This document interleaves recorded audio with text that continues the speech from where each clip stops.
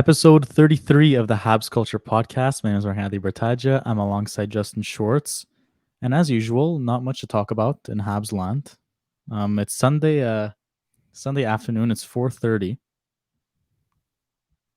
So I'll just go over some news that actually came out an hour Well, ago. well, Mark, why don't we review last night's game first? Oh, okay. We'll do that in like maybe a few minutes. I just wanted to cover because like the Habs tweeted something about changes, and we'll just go over that because there was. Are you serious? Yeah, I'm pretty sure there were some changes. Okay, go ahead. Let me find those exact changes. Because I think they're still pretty important, even though the Habs got a win last night in Pittsburgh, which is significant because they haven't won in the right in a while. direction, right? Yeah, but let me find them. So there was a whole memo, and I'll just put it in simple terms here. The Montreal Canadiens have fired general manager Marc Bergevin, Trevor Timmons, and Paul Wilson. They have also, in the process, hired Jeff Gordon as executive vice president of hockey operations. So enough with the sarcasm. Bombshell, Jeff Molson finally changes things up after 10 years of Marc Bergevin and 20 years, believe it or not, of Trevor Timmons. 20 years. Bergevin, correct me if I'm wrong, his role was general manager and vice president. Yes, exactly. Okay. Exactly. They bring in Gordon as executive vice president of hockey operations. Finally, which is something we've actually spoken about on the podcast. If you go back, I don't know, 3 episodes we spoke about Jeff Gordon coming in. It finally happens. And look, the news dropped, like we're Sunday right now. It was Saturday that they were like, all the rumors came out, right? And man, was it exciting. Now it's actually happening. It's heating up a little bit. Yeah, it was funny because Mark, yesterday morning, Saturday morning, not much going on, right? Just a little bit of work to do, but I ended up going for breakfast with my friend, sitting there. And again, he's a Habs fan. We were just talking about kind of the overall direction of this team. And we were just, look, again, it was almost day after day complaining about anything you can possibly find on this team. But the one thing that the topic of conversation yesterday morning, we were just looking at kind of who does what in this organization. Who does what? Like, what is Molson's official role? What is his official title? Obviously, he's the owner, but what else does he do? Same for Bergevin, same for Ducharme, so on and so forth. But it's hilarious that, give or take 5-6 hours later, they released a memo that they are allowed to interview Jeff Gordon. And on top of that, Scott Mellanby has resigned as AGM of this team. So it's just funny how everything falls into place. Sometimes you have to speak certain things into existence. And look, I'm sitting here and I think we'll go more in depth on this, but I think we're both pretty excited. Yeah, before we get it, we'll go through I'll go through yesterday's reaction and today's reaction, and then we'll go through Marc Bergevin, Trevor Timmons, and then we'll get to Jeff Gordon later on. Because still, Bergevin's been here for a decade, and I think we should still acknowledge what he's done. Absolutely. Yesterday, I got a new phone, so all my apps were still either downloading or shifting over from my old phone, or I had to log in to Twitter and do all that stuff. So I didn't get the notification from the Elliot Friedman tweet right away as I would normally. Right. You sent it to me, luckily, on iMessage. Right. So I saw it and I was kind of shocked because I didn't know what, I didn't expect you to just send me that, and I didn't expect actually the Habs to be interviewing Jeff Gordon.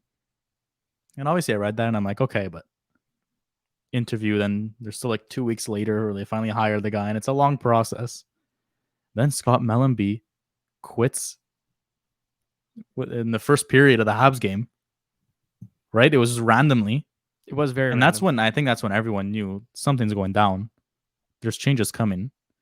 And obviously Elliot Friedman kind of clarified, and all the other reporters clarified, that Scott Mellanby wasn't given the option or wasn't given the role of becoming the next GM or even president of hockey operations. So he said, I'm out, because he'll find a job somewhere else for sure. And yeah, and then today everyone gets wiped. There's one guy left. I forget his name, but there's one guy left up there. The Bicep Club? Yeah. So Bergevin, Timmons, and Wilson are all part of the Bicep Club. I think there's one guy left. So there's 4 members of the Bicep Club. There's one guy left who's still there, apparently. It's hilarious. But we'll go on to Marc Bergevin a bit. Because look, there's been a lot of haters of Marc Bergevin. I think there's been times where he should have been, or people wanted him fired. I don't know, 2-3 years ago, maybe even 4 years ago. There was like a few periods where they wanted him gone. He made arguably the biggest trade in franchise history, the biggest splash. So I'm going to ask you this question. When you look back of 10 years of Marc Bergevin, and I know it's tough because we're still 19 years old, and Bergevin was brought in 2012. So before that, like we didn't really understand what was off ice activity in the National Hockey League. We just watched hockey because we like the sport. So it's tough to compare to what was previous of Marc Bergevin or was prior to Marc Bergevin. But if you had to look at his 10-year or 10-season span as general manager of the Montreal Canadiens, what's the best move he made? And what's the worst move he made? Best it could even be like just anything that he's either said, or it doesn't have to be a trade. Right. It could be anything. Okay, so best move for me is pretty like look, there, and I actually saw a list of them that were pretty they were all pretty good. There was nothing look, he's made his fair share of great moves and his fair share of a few bad moves, but without that the Habs wouldn't be where they are today, right? They've gone through a lot of ups and downs. But the one trade that sticks out for me, or the one move that sticks out for me, is definitely the move to go and acquire Nick Suzuki. Look, it's pretty straightforward. It's pretty obvious, at least in my eyes. But I do think that was a game changer in terms of, let's just put it in quotes here, direction for this team. Nick Suzuki clearly going to become, or is already, a big part of this team. You add on Thomas Tatar, who brought a lot to the table. And if I'm not mistaken, the pick that we used to acquire Matthias Norlinder. So those three pieces were and still are significant pieces. Max Pacioretty, great player. Not going to harp on him there, but I think that he maximized his value. He maximized his value by making that trade. So with that being said, that would be the best move. It's a good answer. It's a very good answer. Worst move, I don't want to say something that I'll regret here. I say worst move in terms of, I'm going to say it. I wasn't a big fan of the Sergachev for Drouin trade. Not saying that it's not I don't think that it was his best move by any stretch. But in my eyes, I think that it might have affected the organization a little bit more than some people think. But regardless, like I maybe I'm not thinking of some off the top of my head. I want to hear what you have to say. Yeah, best move. I think Marc Bergevin was very, very good at getting something out of nothing. Whether it was trading Marco Scandella for a second and a third or wherever it was, even though he traded for Scandella for like a fifth, whether it was a bunch of small trades that just at the deadline acquired certain pieces, whatever. I think his best move was acquiring Philip Deneau. Like that trade itself. For nothing too, right? Like he gave up Fleischmann and Weiss, was it? Or just Fleischmann? No, both. Fleischmann and Weiss for Deneau, a second-round pick. And that second-round pick was Romanov. And Deneau became the center that he was, or that he is today, because of what he did in Montreal. I think that was a very significant trade. Again, nothing out of something. Or something out of nothing. Sorry. I'm confusing myself over here. But yeah, I think he did a good job on that front of finding talent where some general managers don't see it, or finding guys that are struggling in certain markets and bringing them here to shine. I didn't like, and this is just like I'll say a joke, but I didn't like him losing Sven Andrighetto for some reason. That's the one thing that I'll always remember of him trading Sven Andrighetto for Andreas Martinson. Again, it's not a game changer. Like it's not like it changed our. Can I chime in here actually? Yeah, because it's funny because at the time I was also not happy about it for some odd reason. I think it was because, again, it was one of those players that had some potential, and he did. Look, if I were to compare him to a player in our organization right now, like someone who's maybe a little bit more evolved, but I would look at him like kind of like a Lehkonen type player, right? Who has the goal scoring ability with a certain skill set, but was never really given the opportunity. And then I know that he went to Colorado and actually did some, like, he went on Yeah, some he crazy did. goal streak or something. Yeah, he But did what well. else is new, right? But actually on that point, if there was one move that I think, look, again, it wouldn't really affect this season all that much, but losing Corey Perry wasn't ideal. Hmm. I think that Corey Perry not only brought something on the ice, and he has such a unique skill set, but I also do think that you lost something in the locker room, which, again, I'm not saying is the determinant of our season right now. But again, you don't those pieces that you make, or those pieces that you acquire for $950,000 in the offseason could in turn be a game changer at some Hmm. point throughout the season, whether it be in the postseason or in the regular season. And I do think that Corey Perry was a big piece to this team last year and a reason that they actually had some sort of success. So I'll change my answer to that. Yes, Sven Andrighetto is obviously not my main answer because Right. again, it was just a trade deadline he tried to get. That was arguably his worst trade deadline ever when he tried to get bigger Did with he not Steve go Ott. after who did he, oh my god, He I got forget the Steve first Ott, name. King. Martinson, and Dwight King. King. Those were the Why King? three that he got to try and get bigger, but that wasn't the Habs play style. No. Anyways, you saw this cup run. It's a fast paced, whatever. We're not gonna get into that. Right. It's a nice mix of skill Hmm. and bigger bodies, right? It's not too much of one. Yeah, I think 100% the worst move that he ever made, um, on during his tenure as general manager was drafting Logan Mayu. I That's think, interesting. Interesting. um, not only do I think that the move was bad, I think that the way it was handled was bad, not only on his part, but on the man who was also relieved of his duties today, Trevor Timmons. I think the way they replied to the media was unacceptable. Timmons had no idea what to answer when they asked him solid questions, and there was just no reason to be drafting that player that high. If it was the Or fifth round, drafting him at different all. story, or draft him at all. Exactly. So I think that was one move where, if you look back at his tenure, it's something you're going to remember because it wasn't something that was very good. No, I agree.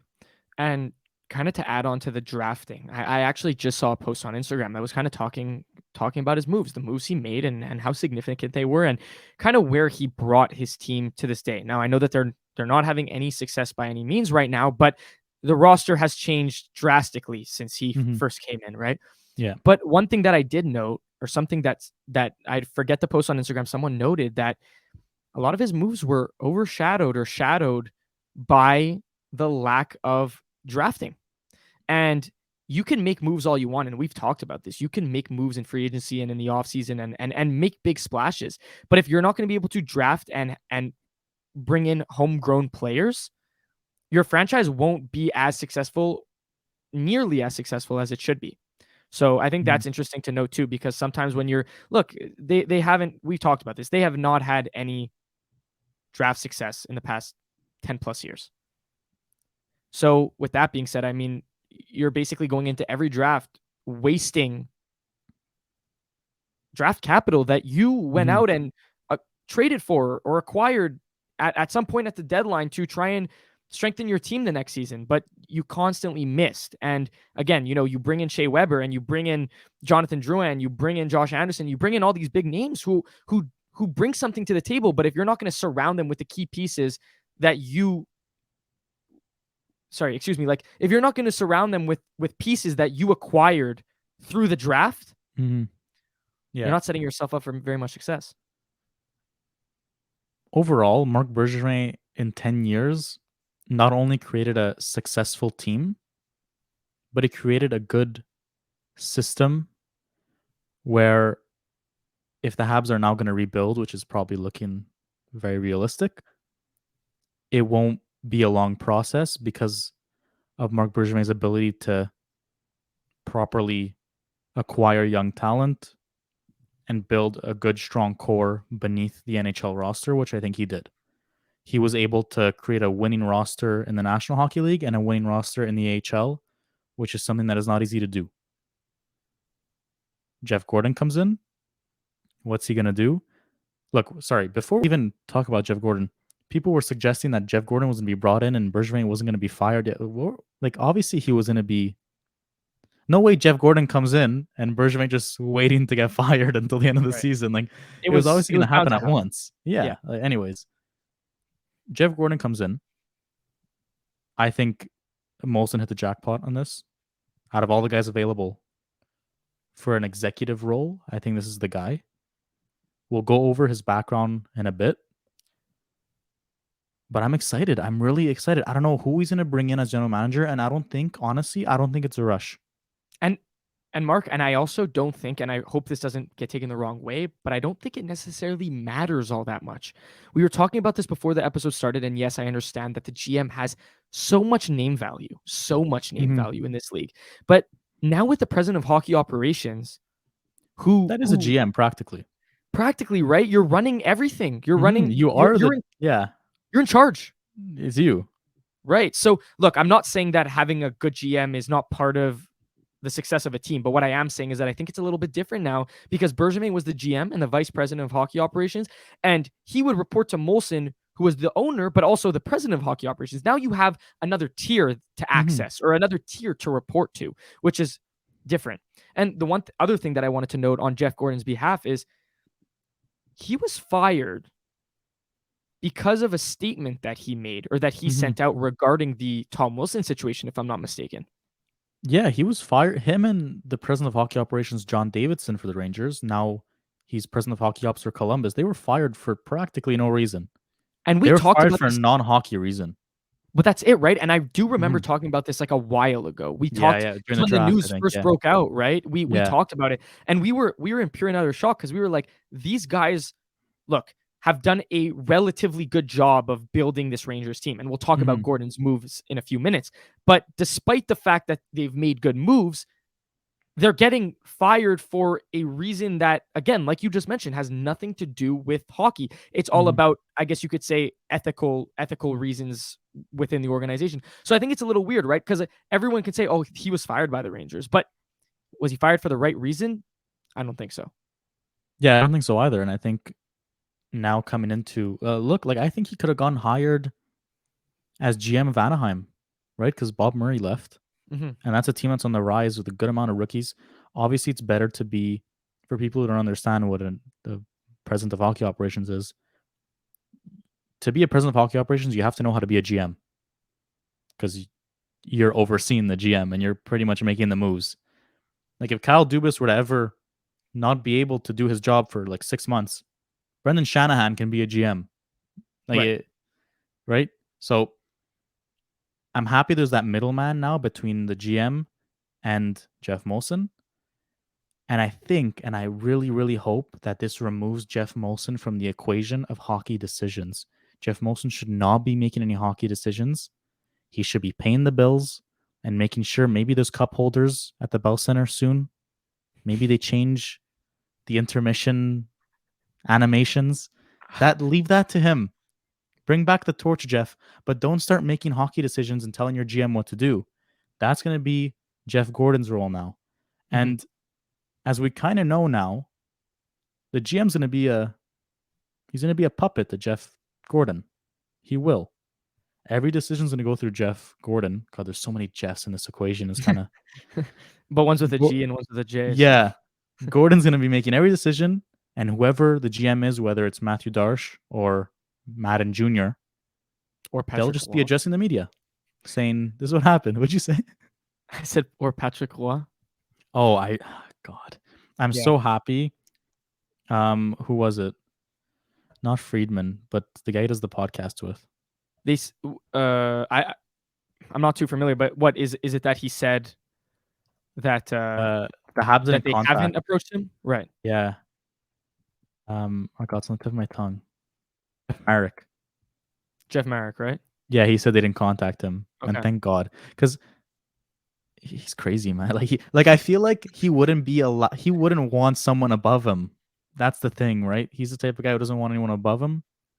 And Jeff Gordon, at the end of the day, it's Jeff Gordon's decision who he hires. There's going to be 5 guys who are going to walk into a room and do an interview. They're all going to have to speak French for obvious reasons, and he's going to But choose one of them.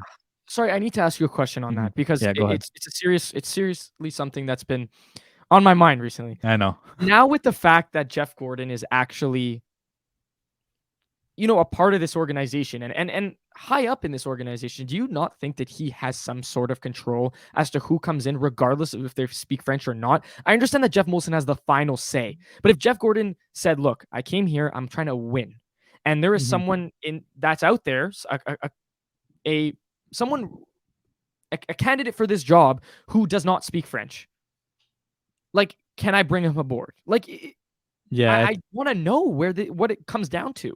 I think this is the perfect loophole for Jeff Molson to bring in a guy who's going to make every decision but doesn't have to adjust the media in French.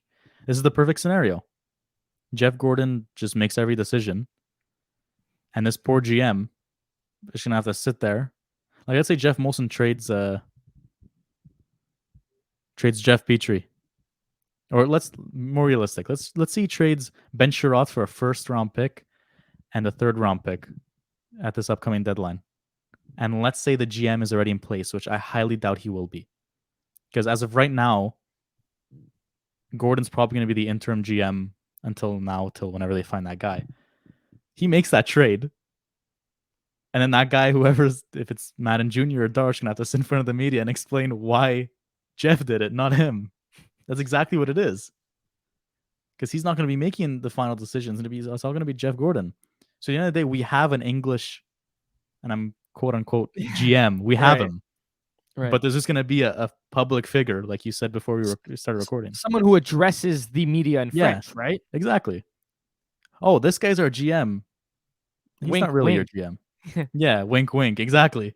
Nudge, Jeff Mo's nudge. gonna say, "Here's our francophone general manager." No, there's a guy right on top of him making every decision and forcing him to do certain things. And he Which has him by a honestly, string. I'm fine with. If that's Oh, how we're gonna have to absolutely. function, then sure, that's the It just loophole. it just can we just talk about this for a second? Because it's quite It's frankly crazy, pretty yeah. It's sad. funny. It's sad.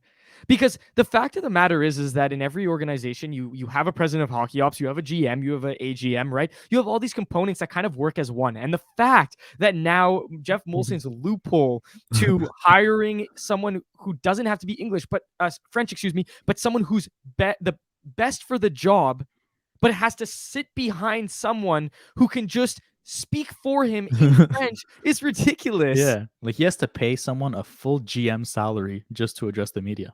Just so he can speak fluently in French and answer these Because we questions. can have Jeff Gordon as GM and president of hockey ops. We can have him, sure. But no. Let's They not go have to. down that route again. But would you be open to that? Because the thing is, like, for me, is that I really do believe in having whoever it may be, but I like having what, like, I do not like the fact that Molson was owner and president of hockey Yeah, operations. I think we can both agree on that. But I also do think that, like, it's important that everyone has their own role and they can all worry about their own thing. And when they need to discuss or make big decisions, they'll come together and collaborate. But I don't like the fact that 100%. it's like it was two guys, Bourgeois and Molson, who were taking up 4 or 5 positions in this front office. Now you're kind of making it like 3 or 4 for 4 or 5 positions. Therefore, now you have guys that worry about their own problems and their own work, and they'll do their Mhm. own thing, and then they'll come together to make big decisions. Again, it depends the team and the owner, right? If you look at, let's look at Winnipeg's owner. He doesn't look like the guy who gives a crap about hockey decision. He just wants his team to be successful so that he makes money, and he Mm-hmm. lets um, Cheveldayoff make all decisions. If Right. we look at the Leafs, they don't have a single owner. It's the Toronto Sports Entertainment who owns them, or whatever it's called. MLSE, Yeah, exactly. Maple Leafs and whatever it's called. Sports Entertainment. Yeah. Yeah. So they own the Leafs, and they appoint Shanahan as that guy who makes sure that his young GM, Kyle Dubas, has the right path. Because if you take Lou Lamoriello as your GM, he shouldn't need to have a president of hockey operations. He's like 75 years old or whatever he is. Right. He's been in this league for who knows how long, and he knows what to do. Mm-hmm. But if you're bringing in a younger guy like the Habs are about to do, or a guy who hasn't had experience behind the wheel of a NHL organization, it's perfect to have a president of hockey operations. But Bergevin, at his age or whatever he was, I don't think he needed one. But it's more the No. fact to create that separation between Molson, because Molson seems like the type of guy to get his hands into stuff that he shouldn't be in. Well, that's for sure. Whether if the Habs were owned by Bell, like the Leafs are, Right. or Rogers, whatever it is. No, yeah, just Bell. I'm not too sure what it is, but I think it's Bell and then a bit of Roger. I don't know. right. Let's say it was just Bell. Hmm. Then obviously they're not gonna. Jeff, make this decision, or Mark, make this decision. No, because they're a corporation. They just want money. But here you have Jeff Molson. Anyways, I get where I get where you you're know what I going. mean. You know, yeah, Yeah. you know what I'm trying to say. It's just hard to say.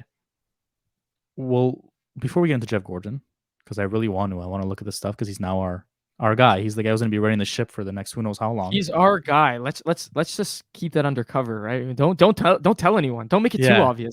Because then he's the like, next thing you know, you're gonna have French fans running at us and saying, "Well, no, our GM is Patrick Roy. Our GM is Mathieu Darche." mhm. Well, sure it You know what's is, going to but happen? You know what's going to happen is they're going to hire Matthew Darsh as GM, and the Habs are going to make an amazing trade, or like they're going to do something amazing at some point. and Mathieu Darche's gonna get all the And the credit. Quebec Journal de Montréal, wow, what an amazing move by a rookie GM, Mathieu Quelle Darche. acquisition par For, Mathieu former, Darche. yeah, literally former Habs player. What a job! And then there's gonna be one iffy move. Jeff Gordon, how did he allow this to happen? This is horrific. That's exactly what's gonna happen. Oh, it's too Anyways, funny, but Trevor Timmons, and I want to throw this on to you because I know you have a lot to say about Mr. Timmons. I'm not giving him any credit. I'm sorry. He's gone. Ciao. It's been 20 years. Thank you so much, ish. But it's time to move on. I don't know who they're gonna hire. I have literally no idea. Who cares? Who cares? Jeff Gordon's probably gonna bring a guy from the Rangers. Sure. But now our first round picks actually have some sort of value. Yeah, Well, like literally. okay. I have a question though, because this is I I don't hope. know. In terms of player development, is it Mhm. still the same crew? Yeah, but as of now, because Right, who knows? all these like Molson just fired 3 guys, 3 executives technically. Like if you're an Mhm. assistant GM, you're considered an executive. If I Like I believe so. technically, you're high up in there. Yeah. I don't think it's Molson's decision, or it shouldn't be at least, to fire scouts and those guys. I think that's going to be more whoever Jeff Gordon brings in as his head of amateur scouting. Right. So whoever replaces Timmons, I think is going to wipe whoever he wants below him. Mhm. You know what I mean? It's like a ladder effect. Or Absolutely. Gordon chooses his amateur scout, and the amateur scouts chooses his scout and development program, and it'll go from there. But there's one guy, I forget his name, who left Boston to join. I think it was Boston to join Jeff Gordon in New York because he wanted to follow Gordon or wherever Gordon was before. Anyways, and he's French. Right. Oh wow. So a lot of people are saying, Scout. well, he's probably going Head to follow scout. Jeff Gordon back to Montreal and be our amateur scout. An amateur scout or the head of amateur scouting. Right. It was something Dubé, I think. I'm not I'm mistaken. I'm not I'm not too sure, but I mean that would definitely be interesting. Look, Mhm. Mark, if I'm being completely honest with you from a very macro level perspective here, I think that it's very easy right now to say that this is unbelievable. And I'm on board. I'm on board, and I know Yeah, 100%. it sounded like I was about to say that there's issues with it. Now, we may encounter some issues. Again, this team is far from perfect, and we know that. But the one thing that I really wanted to say, and I've been thinking about it ever since the news broke, I was like, I'm saying this on the podcast today. Go ahead. Mark, direction.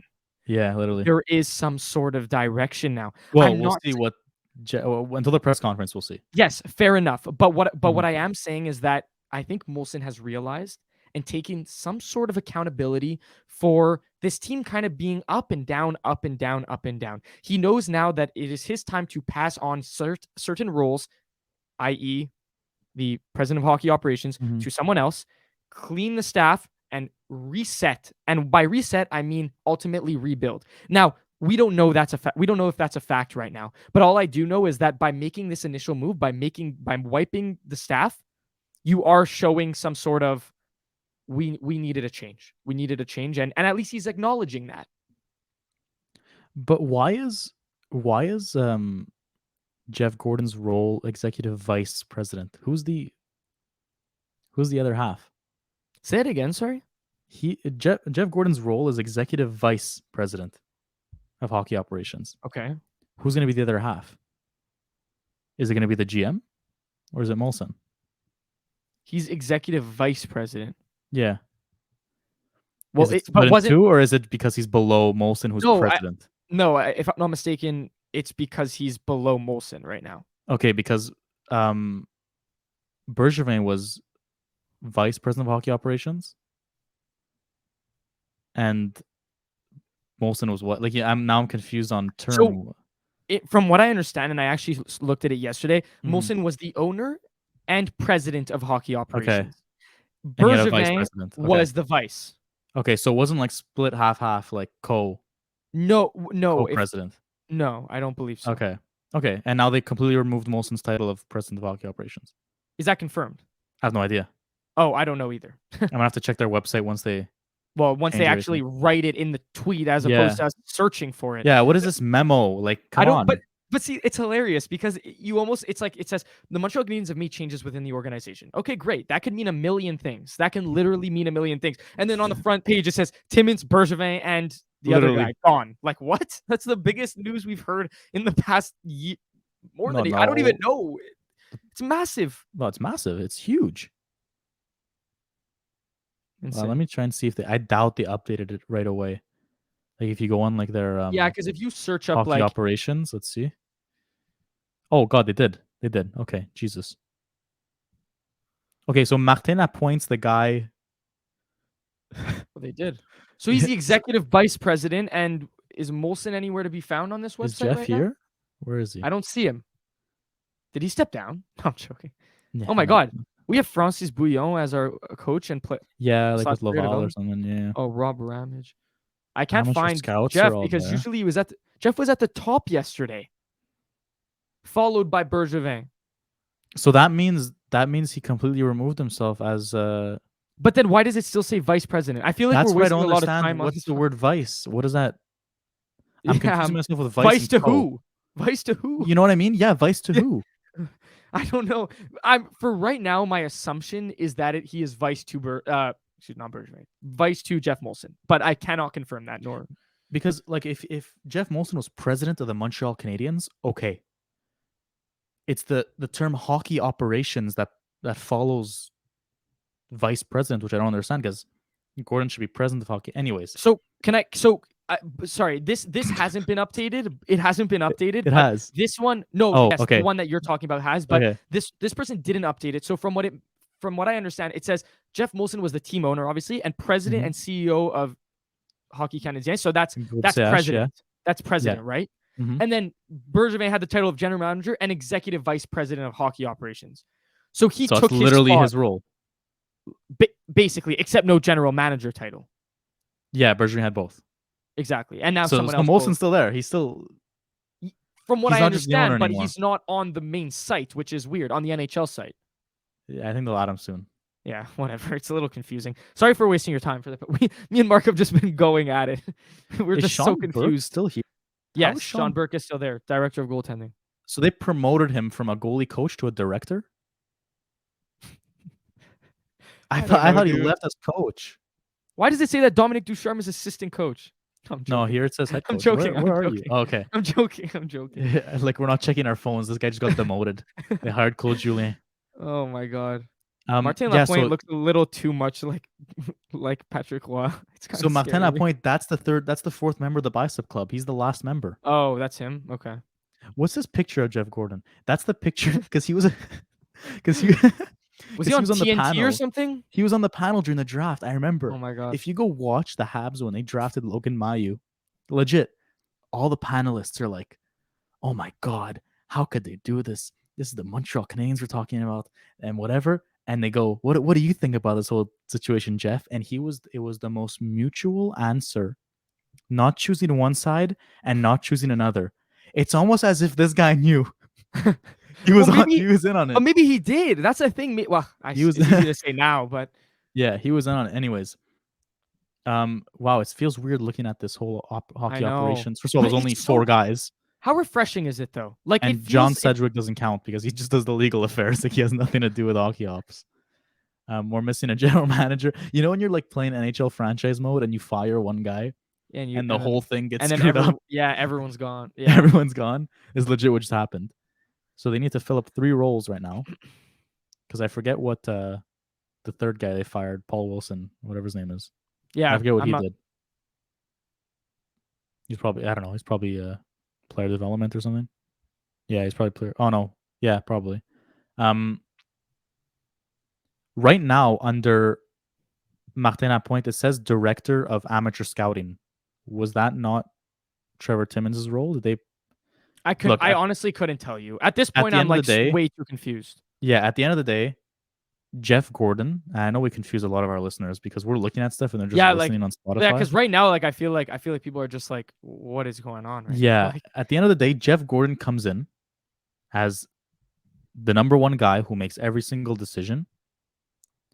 He will choose, along with Molson, the general manager.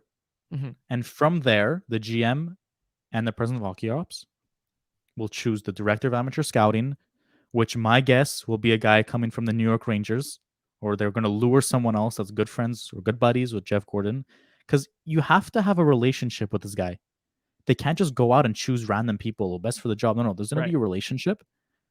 And from there, they're going to start changing things within, like, no one's safe. If you look at this whole chart of all these men here, including the coaches, maybe except for operations personnel, they look like nice people.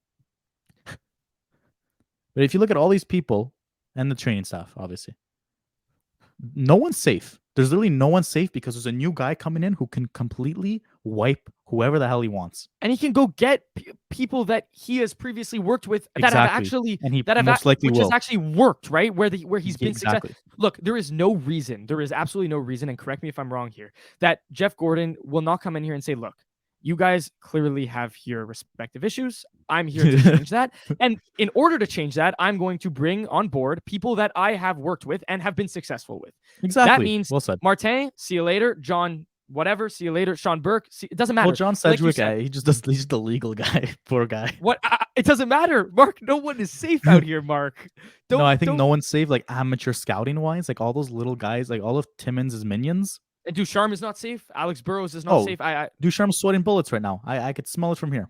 How is Alex Burrows still the assistant coach of this team? No, he's Like, gonna wipe. He's gonna wipe that whole staff. Good. Mark, last week or 2 weeks ago when we last recorded, I was sitting here and I was so upset because, look, we had a very bad hockey team with a very bad management. And now half of that has kind of changed. It's starting to change. Oh, yeah, it changed. It changed drastically. No, but I mean change as in, like, it's not done yet. They're far from done. Mm-hmm. And like, they're far from done. Yeah. And you know what, Mark? And now to talk about the hockey side of things, because, that's what we're here for. I do think that some people might believe that the mentality in this locker room might also change drastically. Mm-hmm. And I don't want to jump to any conclusions because who knows? And we'll see next game and we'll see in the following games to come. I'm not saying that the Habs are going to become this contender. No chance. But what I am saying is that they're going to change. Because maybe the younger guys have a reason to play knowing that they're in good hands. And not just in the same hands over and over and over and over again, season after season. And there's no more uncertainty. They know what's about to happen. And they know what they're getting, right? They're going to know where they're at as a hockey team and be able to move together. Management and players included, right? Everyone will move together. I'm just excited to see, because now Jeff Gordon can come in, and not only does he know about how to make trades, how to sign players, he can come in and say, I don't want Norlinder here. Send him back to Frölunda immediately. I don't want Caulfield here. Send him back to Laval immediately. Who knows what he's going to say? And Ducharme he's not good buddies with Jeff Gordon like he was with Marc Bergevin. He has no idea who he is. Mm-hmm. They don't even speak the same language. So Jeff Gordon can come in there and say, you're going to make these decisions because you're on the hot seat. I don't care about your 3-year extension, because Molson better give him the green light of, I don't care what contract they have, whether it's a coach or a player. I don't care what extension I just gave them, how long ago it was. If you have to make a decision, you make it. And if I think, in my opinion, the whole coaching staff's going to be wiped in the offseason before the draft. And you don't need a coaching staff in the draft. You just need a head of amateur scouting, some scouts, and a general manager. Yeah, absolutely. I'm excited. Look, go ahead. Jeff Gordon. We're gonna get into his past. Oh yeah. But he won the he has some good luck in the draft lottery over the past few years. And the draft is in Last time Montreal, we if I'm saw him not at the mistaken. podium, last time we saw him standing on a podium like in person, because not even in person. Last time we saw him standing at a podium to draft a player was first overall. And he was French. Wow, how things just line up. Oh, how the turntables. How the you love to see it. But look, again, just to wrap it up here for what we've Yeah. been talking about. It's exciting because as Habs fans who have constantly struggled with the fact that our team is always on the brink, it's always on the brink and never has made the push or has made attempts to make the push to be a better team, but has never actually capitalized on that. And I think that a new face, a new motivation, a new direction for this hockey team is exactly what they need. And that might translate to on ice production. And maybe, you know what, in a very bad and lost season, you'll see some of those younger players produce because there's not as much weight on their shoulders, because there's, of course, there's always going to be the media attention. That goes without saying. But Jeff Gordon might walk in and say, look, guys, we know where we're at as a hockey team and we know where this team is going. But you know what? Go out there, show us what you're worth, and don't I say don't worry about winning because that's inevitable. But I really do feel like there's going to be a much less weight on their shoulders. So let's see what happens. Maybe Caulfield's a 40 goal scorer. Who knows? See, that's the Habs fan in me, but Yeah. I'm messing around. It's probably so cool to walk into an organization knowing you have all the power in the world. It's insane. It's so cool. Like everyone looks up to this guy and says, "What the hell is he gonna do? Am I safe? Am I not?" You know what I mean? But the only really, guy who's safe right now is Nick Suzuki, Jeff Cole Molson. Caulfield, and Alexander Romanov. And Jeff Molson. That's it. Yeah. Well, even even at that, he's probably scared of him. I'd be scared. I'd be scared of. But he looks like he's a very tough demeanor, which also adds to it, right? He's not all gumballs and lollipops and unicorns. Like he talking looks about like the Jeff Gordon. Yeah, he looks Gordon? like he's there to do a job, which is Yeah. good to know. And Bergevin, look, Mr. Well, Bicep Bergevin man. is, I'm not, Bergevin is massive. yes, fair enough. But again, whatever. We'll see. There was a whole bicep club in the front office. Imagine they're Molson aware goes of that? down one day, walks down the stairs just to go down to like the basement level to see where how everyone's doing on their job, and there's just 4 guys who run your organization and they're just curling. Oh, here we go. Yeah. Anyways, do you want to start on Jeff Gordon's previous history? Yeah, I really do. Because it's fun to look at knowing that this guy is now part of our organization. But the first thing here, massive part. The first thing here that I see here is acquiring Mika Zibanejad and a second round pick for Derek Brassard. Yeah. I mean, I think those few words or that sentence speaks for itself. Mika Zibanejad has become a very big part of the New York Rangers franchise. They added a second in that deal and got rid of Derek Brassard, who clearly was trending downward. So good on him. Like I don't even what else? That's a fleece. There's no other way around it. Sorry, before you continue. Yeah. I don't know if you saw this on Twitter. I'm just checking my phone now, but Jeff Molson will hold a press conference tomorrow at 11 a.m. 11 a.m. Eastern. Jeff Molson will. Jeff Molson will. It doesn't say Jeff Gordon. I hope that's just like a mistake. I think he'll be alongside him, no? Usually he has to be.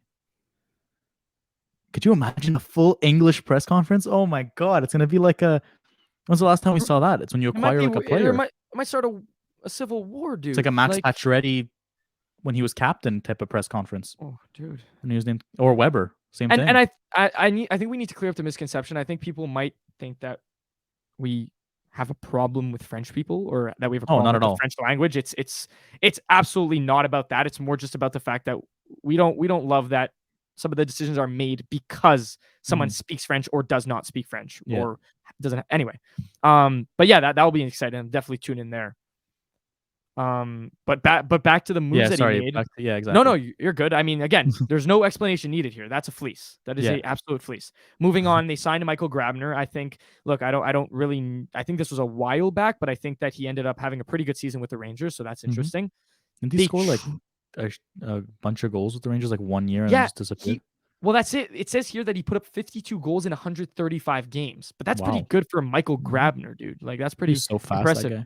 Yeah, so fast. Then at the deadline, this is when Gordon cleaned house and they traded away Rick Nash for Ryan Spooner, Ryan Lindgren, and Matt Bolesky, a first-round pick and a seventh-round pick. Jesus. And Ryan Yeah. Lindgren still plays for them. Like He he's on the does, Rangers blue line. but then immediately after, they flipped Spooner for Strome, Ryan Strome. Wow. Yeah. So, and Rick Nash ended up being a rental for Boston, right? Where was Ryan Strome? Was he Edmonton? It was with Edmonton, if I'm not mistaken. Yeah. Why did they make that trade? The Oilers. Yeah, because Ryan Spooner, sorry, he did go to Edmonton. Yeah.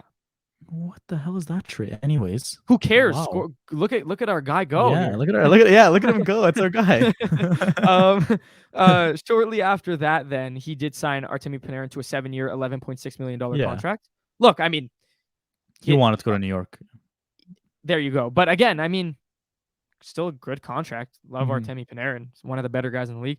Well, this is where it gets interesting. Adam Fox for a pair of second-round picks. Yeah, but again, It was he said I'm only going to New York, so facilitate a deal.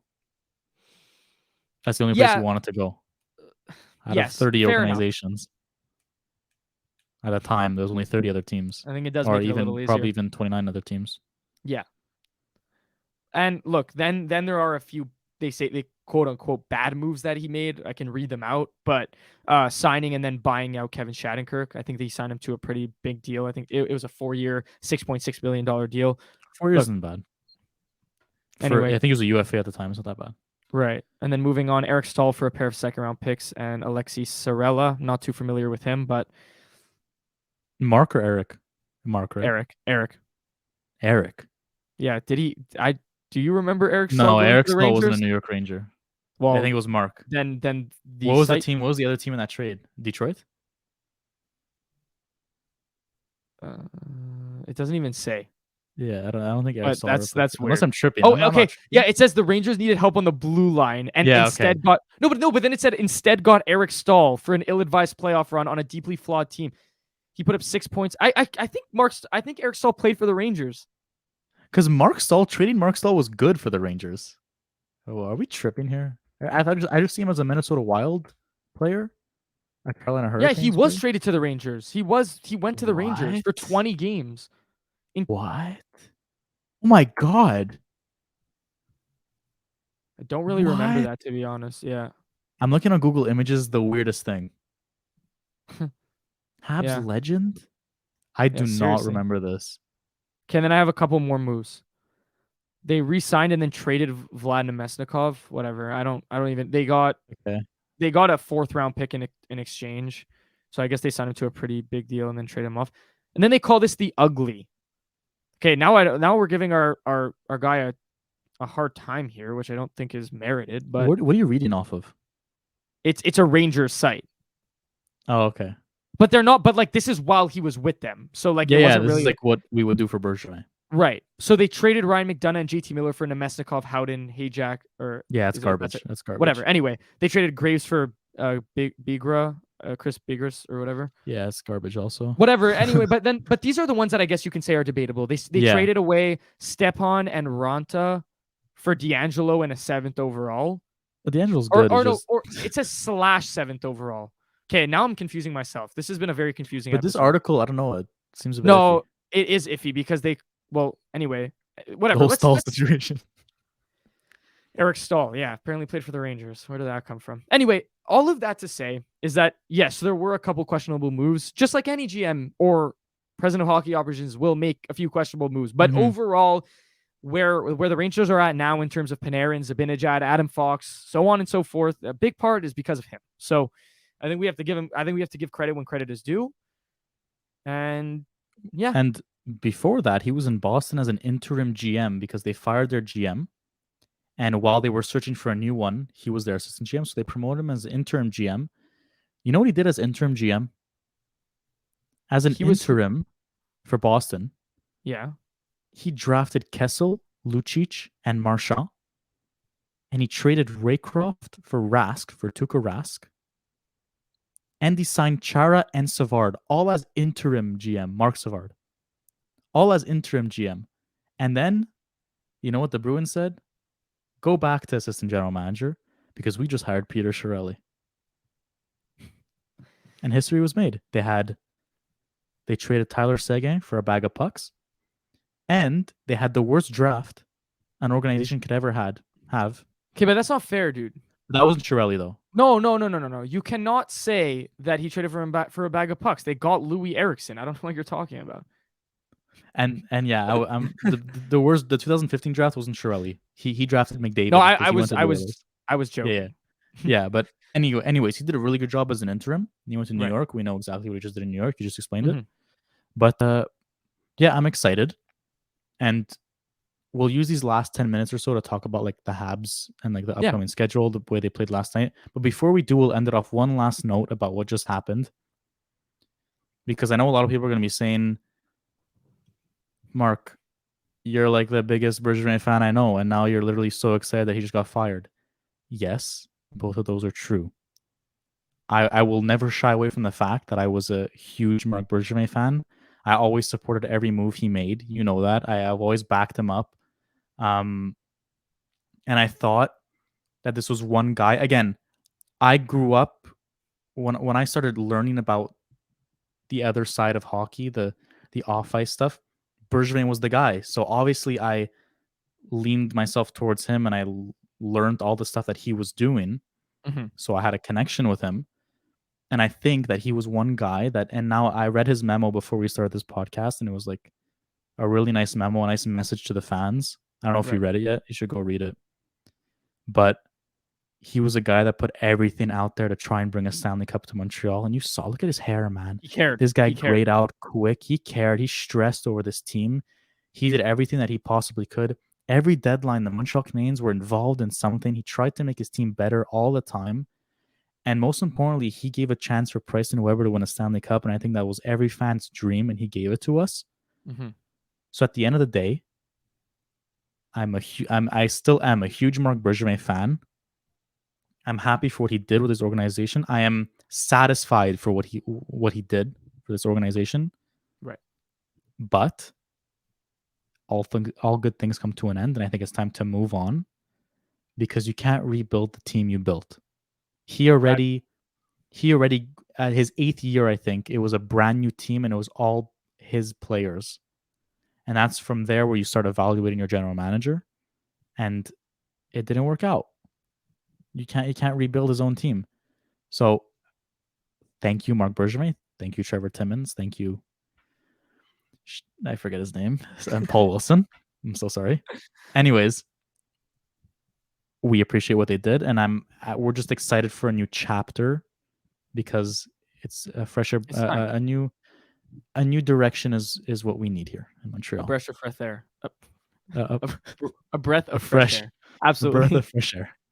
But you said it perfectly. You said it absolutely perfectly. Yeah, and I think he did a good job. You cannot rebuild the team you built, right? That's you said it perfectly, and I'll leave it on that, because it doesn't get any better than that. The Habs beat the Penguins. 3 empty net goals. Oh man. Did Allen not understand the assignment? Because Montembeault understands it very clearly. He understands the assignment. Like, did he forget it's Spain for Shane? What's going on here? No, this guy 48 saves, robbing Evan Rodriguez. Where did that guy come from? What's up with this guy? And you know what? I'm asking you this question because it's a good topic. Would you trade Jake Allen at the deadline? Oh, that's a good question. That's a good return for Jake Allen. Yeah, especially if you retain. And especially to a team like we talked about so many times, but like the Edmonton Oilers, right? They need someone that can hold down the fort consistently. And Jake Allen has been the definition of consistent in that net. Again, his team in front of him hasn't provided, but he's done everything he could. Yeah. So it's interesting. If you could land a first-round pick, I doubt it. Oh, absolutely. Absolutely. I'd be aboard. I doubt you can, but if Jeff Gordon can. If there's one guy that can, it would be Marc Bergevin or Jeff Molson, apparently. Jeff Gordon, apparently. Oh my God, it's Jeff G. It's Geoff and Jeff. Oh, it's messing with my head. Jeff Molson and Jeff Gordon. Why do they sound the same? Yeah, I know, the two buddies, both Jeffs. I really hope he's at the press conference because I want to hear what he has to say. I think he will be. I think it only makes sense, but we'll see. Hopefully, cross our fingers. So yeah, the Habs won. They played a good game. It was so hard to concentrate on that game. I'm gonna be completely honest with you. It was so hard to concentrate on that game because I'm just refreshing Twitter constantly because bombshells are dropping left, right, and center about the Yeah. Habs direction and hockey operation staff. Right. But look, from what I watched, I peeked up from my phone every time Hunter Ryan Singh from Sportsnet raised his voice because there was an opportunity. So I raised my head. Look, they played well. They play tomorrow against arguably one of the worst teams in the National Hockey League, the Vancouver Canucks. So it's It's the the Kings of the North versus the not so Kings of the North. it's Two also bad teams. two organizations that have been struggling recently. I saw some tweet and it was like, as a Canucks fan, I'm so jealous of Habs fans. I wish I was a Habs fan right now. They finally get to fire their GM. I wish it was us. Like they're crying. They're crying. It's so Like Jim Benning's been there longer than Bergevin. And they've been hot garbage for the past 12 years. and they actually have a better roster in front of them than the Montreal Canadiens do. Like I truly believe that. Do they? Well, you have Elias Pettersson, Brock Besser, Yeah. JT Miller, Quinn Hughes. Like those four Yeah, guys you're right. arguably would be the best players on our team. Yeah, you're right. Not even arguably. It's not arguable. Yeah, you're right. You're right. But I'm not saying I don't maybe mean depth wise, but I mean like they have bigger playmakers on their team. They have guys Yeah, that you're right. that- Yeah. They have star that talent. We don't. right. Well, Suzuki. But yeah, Yeah, they play but- tomorrow. It's gonna be a game.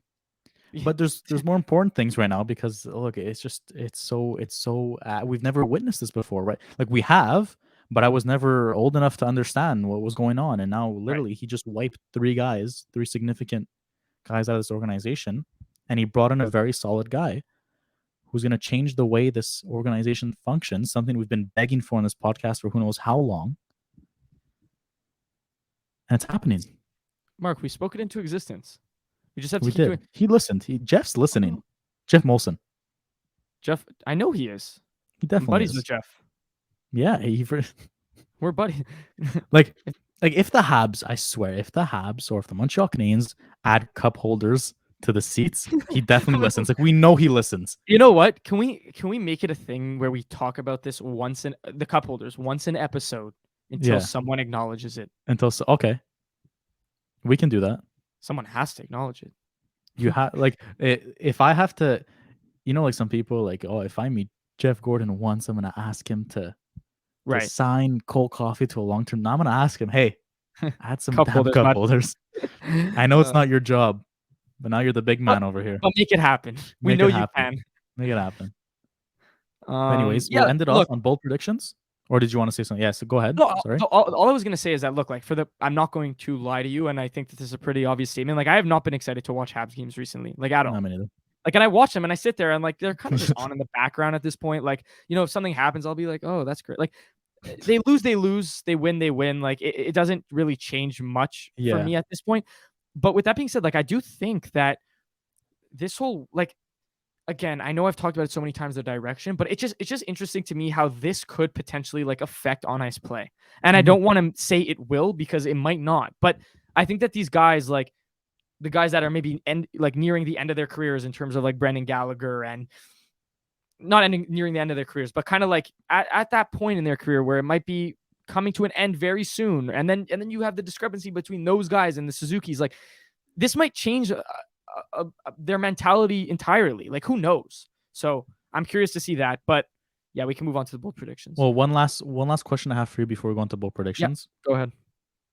What are the bad contracts? If you're Jeff Gordon, what are the bad contracts that you're keeping? Do I want to consider Josh Anderson's contract bad? Yes. So Josh Anderson, Brendan by bad, Gallagher, I mean long term that can affect your decision making money wise in the future. Fine. So I would definitely say Josh Anderson, Brendan Gallagher. Mm-hmm. I think there should be one more. Is it Drouin or is it a Drouin isn't that bad. I think he expires soon. No. Yeah, Drouin only has 2 years left. Yeah. Is it Petrie? Well, it's your decision. I just think there should be like max 3. Okay, because look, like I mean, like Sherrod's But you a can go for UFA four at the end because of the season, yeah, so he's I done. mean, right? So I'm not gonna like say if okay, Weber's so done. I would definitely say Gallagher and like, okay, but the thing is that I don't think I don't know. It's really confusing because I don't want to get rid of Gallagher. Like I don't think he should ever not be a Hmm. part of this team. Like I Yeah. think he should retire on this team. Well, you have to So keep bad contracts because you have to reach the floor. but that's it, right? So that I think that if you're keeping a few contracts, like Gallagher could definitely be one of them. Hmm. Um, but for longer term, like I think I'd move Jeff Petrie for the right price. Again, like Hmm. who knows what the right price is, but I think like some teams are looking for a right defenseman who can move the puck. And look, he's at his worst right now. Hopefully that changes and you can sell him high. But I think it would be Petrie, Josh Anderson. I'm gonna take back my Gallagher comment and I'll say David Savard. I don't like it at all. Those are the guys you're keeping. Oh no, no, no, no, no. Oh, okay, no. Like if you have to keep. Which guys are you keeping Okay, Brendan through the Gallagher. rebuild? The Sorry, bad sorry. contracts you're I keeping thought through you the told rebuild. me who you're getting rid of. No, Sorry, no. Who you're Brendan keeping? Who are you keeping? Gallagher, Josh Anderson. It could be just those two. Like there's no set number. No, and I would say no, and everyone else is up for grabs. Personally, well, Okay, so not I like your Suzuki two. and Cole Caulfield, but Yeah, but those are yeah right. no. Um. And sorry, get out of here, David Savard, please, Okay, for three so and a half million dollars.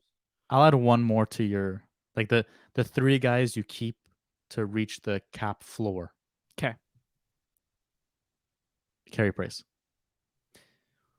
yeah. Well, You I can't kind of trade that. forgot about that, but Can't trade his contract. that's impossible. So you have those three guys. Is Tyler Toffoli considered a bad contract? Like I mean, kind right of, now it isn't looking too good. but it's not a bad contract because you can trade it. Like I think a bad contract is something you can't trade. Yeah, and I don't think you're trading Gallagher or Josh Anderson's contract. I Can't think trade without Petrie's retention. Like right. I Anderson, you have don't. to retain. I think Petrie's contract is absolutely movable. I think Savard's contract is movable, but that would be in our best interest. Yeah. I think that was a bad signing. Yeah, it was a bad sign. It was all the moves that were made this offseason I like the were Hoffman one. I'm still not giving yeah, up on that. me neither. But they were all replacement moves that Mhm. were done out of drastic measure because he needed to. Like there was literally no other option. He had to Right, do like it. he had to fill certain holes. There was no, Unfortunately. you know what? Let's actually look at this player. Let's check how he would fit into our system. No, go after him because you have to. You have no players. Right, They lost so many. But anyways, exactly. But I'm in agreement. I'm in agreement basically. Like I would. So then, by those standards, I would say Gallagher, Josh Anderson, and Carey Price. okay. And now Keeping who I'm keeping. yeah, who are you keeping? Yeah, I think we both agree there. And Yeah. we'll go to our bold predictions for tomorrow night's game at the Bell Center at 7:30 p.m. So I actually think that Jeff Gordon scores a hat trick. You think he's gonna I'm be there? bugging. You think he's gonna be there in the little box? That would be so cool. Like I don't know. Like I'm excited for a new face. I'm Yeah, it's gonna be excited. weird. But you know what my bold prediction will be? With 10 minutes and 50 seconds of ice time, Matthias Norlinder gets on the score sheet and scores a goal. Okay. That's bold, no? Like Are they playing 7D tomorrow? I don't know, dude. I think they go 8. Anyways, You know, sorry, you play 7D and you have Jeff Petrie playing horrible, so you can bench him because there's 6 other guys, but he doesn't bench him. He plays him 23 minutes.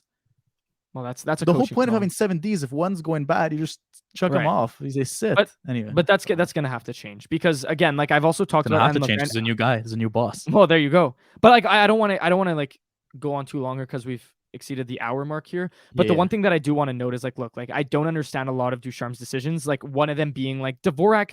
Look, he had a good game yesterday, but in if you're looking at the outlook of things, like he hasn't had a great start to his career in Montreal, and I do think that you're giving a struggling guy 21 minutes a game, but you're giving a guy who you call up in Ryan Paling 10 minutes a game to do what? You might as well leave him in Laval. You might as well leave Exactly. him to develop, but or maybe split. I think I said this last time, or split the minutes, or give Ryan Paling Dvorak's role, whatever it may be. But doesn't seem like there's any adjustments being made in terms of player development standpoint and from a organization standpoint on the ice. So Yeah. it's confusing a little bit. For my bold prediction, I will go with a goal and an assist from David Savard. You got to be out of your mind. I'm out of my mind. All right. I see it. I'm visualizing it right now. Yeah, I'm seeing a Norlander goal. I don't know why. I'm excited. I hope. I want this kid to score Oh, I before they send really him back. like him, but I Yeah, think they me should too. send him down. I He's a do good think they kid. should send him down. Well, send him back, like, to Oh, Sweden. yeah, Yeah. yeah, agreed. And, yeah, we thank you so much for tuning in. I know it's been a very complicated episode for those who don't know much about, upper management and the management side of the NHL. It's always interesting to learn. But I hope you learned something, and I hope you're excited about the new chapter and the new era for the Montreal Canadiens. We thank you so much for tuning in, and we'll catch you next time. Stay safe, guys.